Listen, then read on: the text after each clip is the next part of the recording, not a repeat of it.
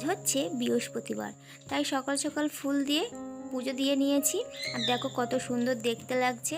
পুজো দেওয়ার পরে শীতেতে একটু সিঁদুর পরে নিচ্ছি, যেহেতু আজকে বৃহস্পতিবার মানে লক্ষ্মীবার, তার জন্য চওড়া করে সিঁদুর পরে নিচ্ছি আর বড় করে একটা কপালে টিপ পরেছি। তোমাদের দাদা জানো তো খুব পছন্দ করে আমি এরকম সিঁদুর ভর্তি করে পরলে, আর কপালে বড় করে টিপ পরলে খুব পছন্দ করে, তার জন্য ওর কথা ভেবেই একটু পরে নিয়েছি আজকে।